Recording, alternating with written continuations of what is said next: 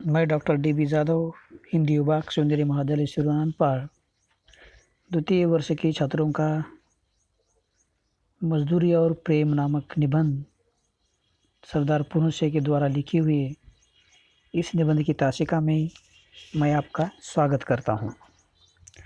मजदूरी और प्रेम सरदार पूर्ण सिंह के द्वारा लिखित ये भाव प्रधान निबंध है और इस निबंध में पूर्ण सिंह ने मजदूरी और प्रेम का जो गहरा संबंध है, इस गहरे संबंध को विभिन्न उदाहरणों के द्वारा हमारे सामने स्पष्ट करने की कोशिश की है। वह इस निबंध के द्वारा श्रम और प्रेम ये दोनों किस प्रकार से, जहाँ श्रम है वहाँ प्रेम पनपता है। दिन रात मेहनत करने वाला किसान अपने पशुओं से भी प्रेम करता है और परिश्रम में उनको जो आनंद मिलता है, तो उस आनंद का वर्णन इस निबंध में रचनाकार करते हैं। वह हमें इस बात का संदेश देना चाहते हैं कि जो मजदूर है, श्रम करने वाले हैं, श्रमिक है, मेहनत करने वाले लोग हैं, उन लोगों का हमें सम्मान करना चाहिए। श्रमिकों की पूजा ही सच्ची ईश्वर पूजा है। जहाँ श्रम है वहाँ ईश्वर है और ऐसे श्रम करने वाले लोगों को हमें एकदम तिरस्कार की दृष्टि से नहीं देखना चाहिए। मनुष्य की मजदूरी का हमें सम्मान करना चाहिए, उनके श्रम की प्रतिष्ठा करनी चाहिए, उनके काम, उनका मेहनत, उनकी हमें पूजा करनी चाहिए। और ऐसे काम करने वाले जो श्रमिक है, वह श्रमिक किस प्रकार से दयालु होते हैं, कृपालु होते हैं और जहाँ लोग मेहनत करते हैं, श्रम करते हैं, वही प्रेम किस प्रकार से पनपता है। तो अलग अलग उदाहरणों के ज़रिए ऐसे काम करने वाले हमारे यहाँ के जो विशिष्ट वर्ग है, इन विशिष्ट वर्ग के द्वारा श्रम और प्रेम का जो गहरा संबंध किस प्रकार से है, इसका वर्णन रचनाकार अपने इस निबंध के जरिए करते हैं। इस निबंध में लगभग उन्होंने 8 भागों में बांटकर उनके निबंधों का हम अध्ययन कर सकते हैं। तो यहाँ जो श्रम करने वाले हमारे समाज में जो वर्ग है, उन वर्ग का चित्रण इस निबंध के जरिए वो हमारे सामने करते हैं। ये जो 8 भाग है, उसमें हल चलाने वाले का जीवन, जो हल चलाने वाले जो किसान है, उस किसान का जीवन किस प्रकार से है, उसका स्वभाव किस प्रकार से है और वह किस प्रकार से दिन रात मेहनत करता है, श्रम करता है और उसके श्रम के साथ साथ वह किस प्रकार से आशे अपने पक्षियों से भी प्रेम करता है, इसका चित्रण इस निबंध के जरिए वह करते हैं। दूसरा, जो गडरिये का जीवन, जो गडरिया अपनी भेड़ चराता है और वह भेड़ चराते समय उन भेड़ में से किसी भेड़ को अगर कोई दुख होता है, कष्ट होता है, तो वह किस प्रकार से वह दुखी होता है, अपने गडरियों से प्रेम करता है, इसका भी वर्णन है। मजदूरी की मजदूरी, 4 प्रेम मजदूरी, 5 मजदूरी और कला, 6 मजदूरी और फकीरी, 7 समाज का पालन करने वाली दूध की धारा और 8 पश्चिमी सभ्यता का एक नया आदर्श। ऐसे 8 भागों में बांटकर हम सरदार पूर्ण सिंह के द्वारा लिखित निबंध मजदूरी और प्रेम का हम अध्ययन कर सकते हैं। मजदूरी और प्रेम की इस गहरी संबंध को अभिव्यक्त करने के लिए सबसे पहले वह उदाहरण लेकर आते हैं हमारे देश के किसान का, जो हल चलाता है। तो इस हल चलाने वाले का जीवन किस प्रकार से होता है, उसका चित्रण अपने इस निबंध के जरिए वो करते हैं। और ये निबंध में वर्णन करते समय वह लिखते हैं, हल चलाने वाले और भेड़ चराने वाले प्राय स्वभाव से ही साधु होते हैं। हल चलाने वाले अपने शरीर का हवन किया करते हैं। खेत उनकी हवनशाला है। उनके हवन कुंड की ज्वाला की किरणें चावल के लंबे और सुफोद दानों के रूप में निकलती है। गेहूं के लाल लाल दाने इस अग्नि की चिंगारियों की डालियों सी है। मैं जब कभी अनार के फूल और फल देखता हूँ, तब मुझे बाग के माली का रुधिर याद आ जाता है। उसकी मेहनत के कण जमीन में गिरकर उगे हैं और हवा तथा प्रकाश की सहायता से मीठे फलों के रूप में नजर आ रहा है। किसान मुझे अन्न में, फूल में, फल में आहुति हुआ सा दिखाई देता है। कहते हैं ब्रह्माहुति से जगत पैदा हुआ है। अन्न पैदा करने में किसान भी ब्रह्मा के समान है।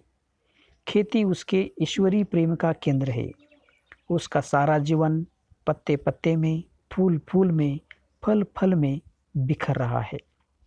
वृक्षों की तरह उसका भी जीवन एक प्रकार का मौन जीवन है।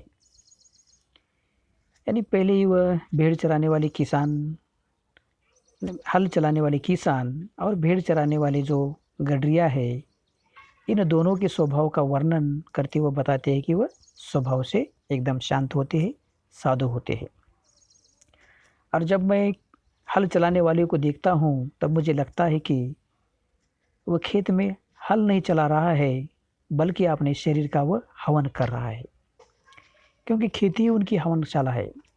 जब वो खेती में काम करता है, श्रम करता है, तब उसके शरीर से एक एक बूंद किस प्रकार से ज़मीन पर गिरता है।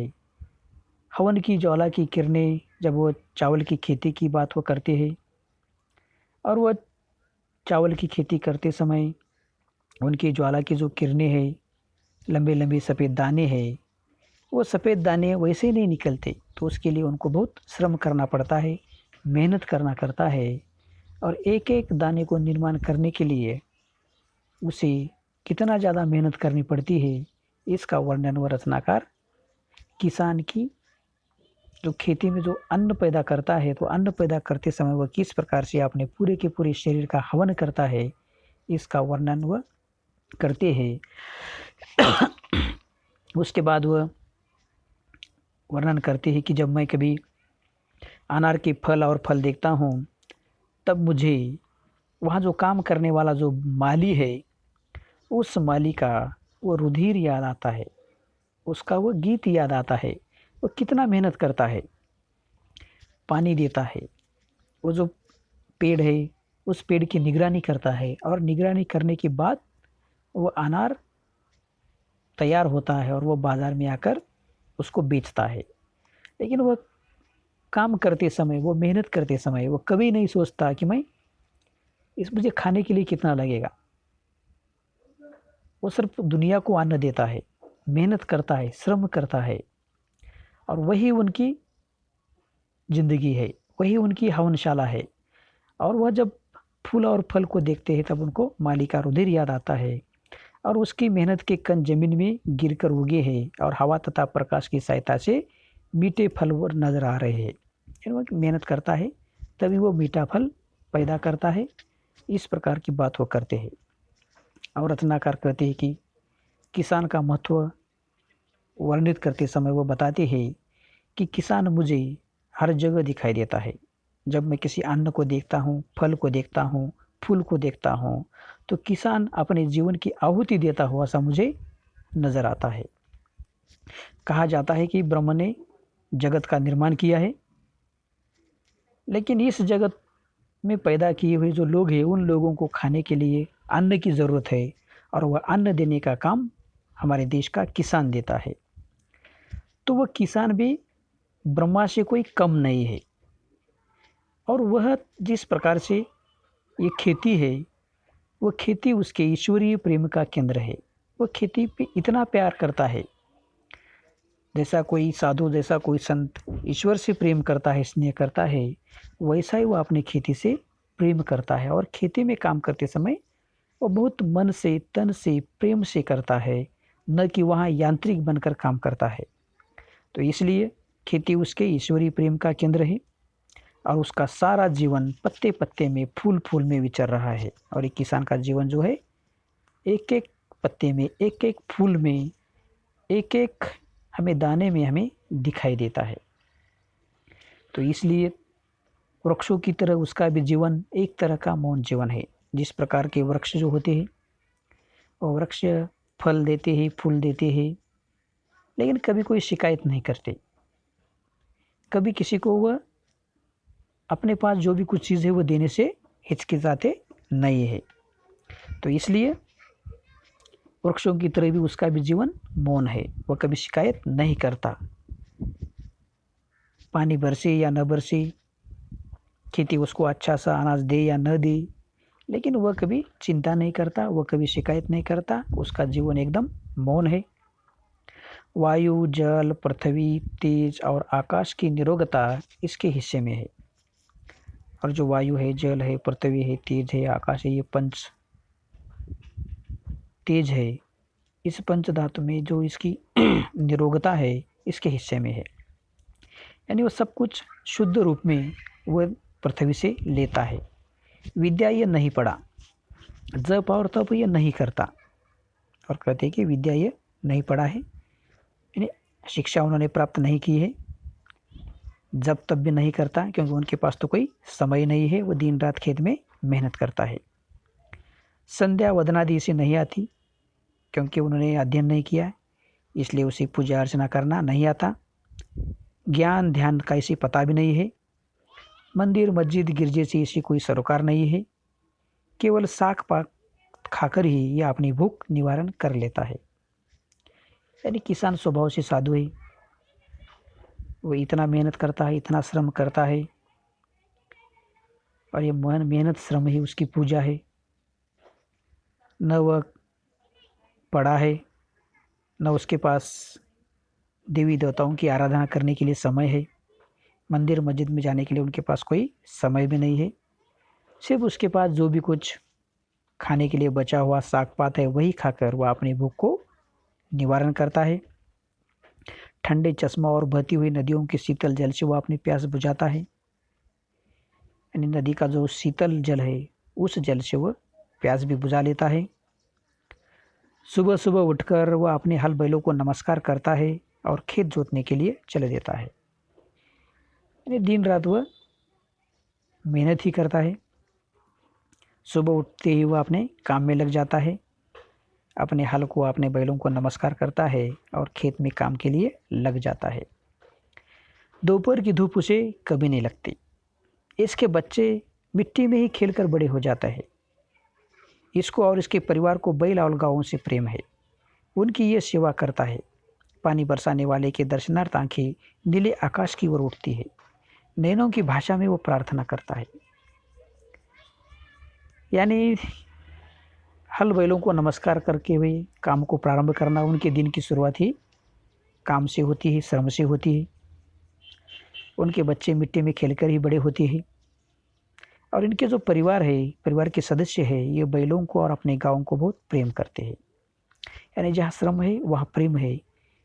यह किसान श्रम करता है, मेहनत करता है, इसलिए वो अपने बैलों को, जानवरों को, पशु पक्षी प्राणियों को, अपने गाँव को वो प्रेम करता है, और इनकी वो सेवा करता है, अपने जानवरों की वो सेवा करता है। और पानी बरसाने वाला जो ईश्वर है, इस ईश्वर के दर्शनार्थ उनकी आंखें नीले आकाश की ओर हमेशा उड़ती है। यानी जब कभी पानी की ज़रूरत होती है तब किसान आसमान की तरफ आस लगाकर बैठा हुआ हमें दिखाई देता है। वो अपनी नैनों की भाषा में ही प्रार्थना करता है, क्योंकि मंदिर में मस्जिद में जाकर उसे प्रार्थना करने के लिए समय नहीं है। वह आसमान की तरफ देखकर अपनी नैनों की भाषा में वो प्रार्थना करता है। और सायं और प्रातः, दिन और रात विधाता इसके हृदय में वो चिंतनीय और अद्भुत आध्यात्मिक भावों की वृष्टि करता है। यदि कोई इसके घर आता है तो यह उसको मृदु वचन, मीठे जल और अन्न से तृप्त करता है। यानी किसान की भाषा मौन है, और वह मौन रहकर वो ईश्वर की प्रार्थना भी करता है, अपने हल बैलों की पूजा भी करता है, गाँव से प्रेम करता है, अपने पशु पक्षी प्राणियों से प्रेम करता है। कभी अगर खेती के लिए पानी की ज़रूरत है तो आसमान की तरफ आंखें लगाकर वह सिर्फ ईश्वर से नैनों की भाषा में ही वह प्रार्थना करता है कि हे मेघराज आजा, बरस जा और मेरी इस धरती को हरी भरी कर दे। इस प्रकार की वह नैनों में वह भाषा करता है, और ईश्वर से वह कम नहीं है। उनका जो मन, उनका जो हृदय है वह एकदम अद्भुत है, और विभिन्न आध्यात्मिक भावों की वृष्टि करता है। एकदम सरल स्वभाव वाला है। वो कभी भी किसी को धोखा देने की बात नहीं सोचता, कभी भी किसके नुकसान करने की बात वो नहीं सोचता, कभी भी किसका बुरा नहीं सोचता। और इसलिए वो यदि कभी उसके घर कोई आता है तो उसके घर आने के बाद वो कितने ही संकट में क्यों न हो, अपने मृदु वचन, मीठे जल और अन्न से तृप्त करता है। उनके घर में कोई भी आता है तब उसे मीठी वचन से वो बात करता है। घर का जो मीठा पानी है, ठंडा पानी है, उस जल से आने वाले आगंतुक की वो प्यास बुझाता है और उसकी भूख को अन्न से तृप्त करता है। उसकी हालत कैसी भी हो, अपने घर में आए हुए मेहमान का वो बहुत ही अच्छा सा आदर सत्कार भी वो करता है। धोखा ये किसी को नहीं देता। यदि इसको कोई धोखा दे भी तो इसका इसे ज्ञान नहीं होता, क्योंकि वह धोखा ये उनके जीवन में शब्द ही नहीं है, क्योंकि वह इतना अनपढ़ है या इतना ज़्यादा लोगों पर विश्वास करता है और उसका ईश्वर पर अपने श्रम कर इतना ज़्यादा विश्वास है कि वो किसी को धोखा नहीं देता, और कोई धोखा उसको दे भी तो उसका ज्ञान उसे नहीं होता। क्यों नहीं होता? क्योंकि वो आनंदी है। इसकी खेती हरी भरी है, गाय इसकी दूध देती है, स्त्री इसकी आज्ञाकारिणी है, मकान इसका पुण्य और आनंद का स्थान है। पशुओं को चराना, नहलाना, खिलाना, पिलाना, उसके बच्चों की अपने बच्चों की तरह सेवा करना, खुले आकाश के नीचे उसके साथ रातें गुजार देना, क्या स्वाध्याय से कम है? क्योंकि वह किसी को धोखा नहीं देता, और किसी ने उसको धोखा दिया तो उसको वह समझ में नहीं आता, क्योंकि उसकी वह चिंता ही नहीं करता। क्यों नहीं चिंता करता? क्योंकि उसकी खेती हरी भरी है, उसकी गाय भी दूध देती है, उनकी पत्नी भी आज्ञाकारिणी है, जिस मकान में रहता है वहाँ उनको पुण्य भी मिलता है और वो आनंद भी आता है। और वो पशुओं को चराना, नहलाना, खिलाना, पिलाना, अपने बच्चों की तरह उसके बच्चों की सेवा करना और खुले आसमान के नीचे रातें गुजारने में उसको जो आनंद आता है, और उसी आनंद के कारण कोई उसको धोखा दे रहा है या किसी को धोखा दे, ये बात उनके दिमाग में कभी आती ही नहीं है। और इस किसान में हमें दया, वीरता और प्रेम जैसा इन किसानों में देखा जाता है, अन्यत्र मिलने का नहीं। और ये दया का भाव, वीरता का भाव और प्रेम का भाव हमें अगर कहीं देखना है तो हम किसान को देखना चाहिए, इस देश के किसान को देखना चाहिए। गुरु नानक ने इस किसान के भोलेपन को देखकर ही कहा था, भोले भाव मिले रघुराई, भोले भाले किसानों को ईश्वर अपने खुले दीदार का दर्शन देता है। यानी हम लोग ईश्वर की प्रार्थना करने के लिए, ईश्वर को प्राप्त करने के लिए मंदिर, मस्जिद, गिरजाघर में जाते हैं, प्रार्थना करते हैं, सुबह शाम जाते हैं और वहाँ जाकर नामस्मरण करते हैं, ईश्वर की प्राप्ति हम करना चाहते हैं। लेकिन ऐसे सहृदय व्यक्ति को ईश्वर उनके घर आकर उनको अपना दर्शन देता है। और इसलिए तो गुरु नानक ने कहा था कि ऐसे भोले भाले जो ये किसान होते हैं, भोले भाले जो लोग होते हैं, इनको तो ईश्वर उनके घर आकर दर्शन देते हैं, ऐसा गुरु नानक ने कहा है। उनकी फूस की छतों में से सूर्य और चंद्रमा छन छन कर उनके बिस्तरों पर पड़ते हैं। यानी उनके जो खेत होते हैं, उनके जो घर होते हैं, वो खुले आसमान के नीचे सोता है। अगर उसका कोई छत भी है उसके घर के ऊपर तो भी वह टूटा फूटा होता है। सूर्य और चंद्रमा उनके बिस्तरों पर अपना प्रकाश देते हैं। ये प्रकृति के जवान साधु है। जब कभी मैं इन बेमुकुट के गोपालों के दर्शन करता हूँ, मेरा स्वर स्वयं झुक जाता है। और रत्नाकार करते कि जब कभी मैं इन किसानों को देखता हूँ तो मेरा सिर एकदम शर्म से झुक जाता है, या मेरा जो सर है उनके सामने मैं नतमस्तक होता हूँ, मेरा सर उनके सामने झुक जाता है और सम्मान के लिए झुक जाता है। जब मुझे किसी फ़कीर के दर्शन होते हैं तब मुझे मालूम होता है कि नंगे सिर, नंगे पाँव, एक टोपी सिर पर, एक लंगोटी कमर में, एक काली कमले कंधे पर, एक लंबी लाठी हाथ में लिए हुए गोवा का मित्र, बैलों का हमजोली, पक्षियों का हमराज, महाराजों का अन्नदाता, बादशाहों का ताज पहनाने और सिंहासन बिठाने वाला, भूखे और नंगों को पालने वाला, समाज के पुष्पदान का माली और खेतों का वाली जा रहा है। और जब कभी मैं इसी किसान के दर्शन करता हूँ, जब उनको देखता हूँ नंगे सिर नंगे पाँव, एक टोपी सिर पर है, लंगोटी है कमर पर, एक काली कमली कंधे पर है, एक लंबी लाठी हाथ में है, ऐसी किसी किसान को मैं देखता हूँ, तब मुझे ये स्मरण आता है कि ये गौओं का मित्र, बैलों का हमजोली, पक्षियों का हमराज, सभी को अन्न देने वाला, बादशाहों को ताज पहनाने वाला, सिंहासन पर बिठाने वाला, भूखे और नंगों लोगों का पालन करने वाला, समाज के पुष्पदान का माली और ये खेतों का वाली ये जा रहा है, ऐसा मुझे लगता है। तो ये किसान इस प्रकार से जो ये किसान है, ये किसान को देखने के बाद रचनाकार के मन में अपने आप उनके सामने सिर झुक जाता है। इस किसान का वो स्वभाव, निष्कपट स्वभाव, दयालु स्वभाव, उनका भोलापन, अपने पशु पक्षियों से किस प्रकार से वो प्यार करता है, सभी को अन्न देता है,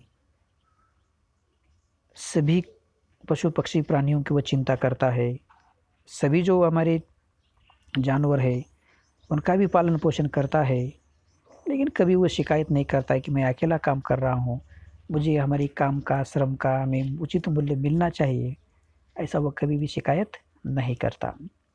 तब ये किसान के स्वभाव का चित्रण, किसान के जीवन का वर्णन और एक किसान किस प्रकार से मेहनत करता है, कष्ट करता है, श्रम करता है, और वो श्रम ऐसे जो व्यक्ति होते हैं, श्रमिक होते हैं, जो मन से श्रम करते हैं, मेहनत करते हैं, उनको कहीं मंदिर मस्जिद में जाकर ईश्वर के दर्शन करने की ज़रूरत नहीं है, उनमें ही ईश्वर है। हमें उनके दर्शन करने चाहिए, हमें उनके श्रम का सम्मान करना चाहिए, हमें उनके श्रम करने वाले श्रमिकों के जो स्वभाव है, उसके स्वभाव का हमें एक गलत फ़ायदा उठाना नहीं चाहिए। वो स्वभाव से साधु है, इसका मतलब हम उसको नहीं फंसाना चाहिए। और इनके घर में जो भी कभी आते हैं, वो कभी भी वो खाली पेट उनको वापस नहीं जाने देते।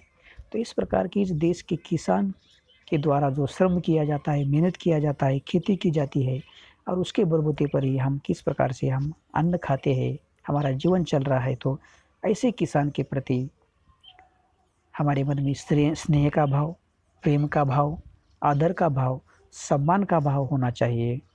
ऐसे किसानों का हमें सम्मान करना चाहिए, जिसके बलबूते पर हम आज अनाज खा रहे हैं और हम जीवित रह पा रहे हैं। और यह किसान मजदूरी करता है, श्रम करता है, मेहनत करता है, और इसलिए कभी भी उसके मन में कपट का भाव नहीं आता, हिंसा का भाव नहीं आता, द्वेष का भाव नहीं आता, क्रोध का भाव नहीं आता। उनके मन में अगर भाव आता है तो सिर्फ प्रेम का भाव आता है। वो समाज के हर व्यक्ति से, समाज के हर वर्ग से, पशु पक्षी प्राणियों से, वनस्पतियों से, वो सबसे प्रेम करता है। और जो लोग मजदूरी करते हैं, श्रम करते हैं, वही सच्चा प्रेम करते हैं, और उनमें ही प्रेम की झलक हमें देखने को मिलती है। तो इस किसान जो है, खेती करने वाला किसान, इनके इस जीवन में किस प्रकार से श्रम और प्रेम, इन दोनों का समन्वय है, और इस दोनों के समन्वय के कारण ही उनका जीवन कितना आनंददायी है, इसका चित्रण रचनाकार ने इस उदाहरण के द्वारा करने की कोशिश की है। तो ठीक है, हम अगले तासिका में हम उसके आगे जो उदाहरण दिए गए हैं, उन उदाहरणों की हम चर्चा करेंगे। ठीक है, धन्यवाद।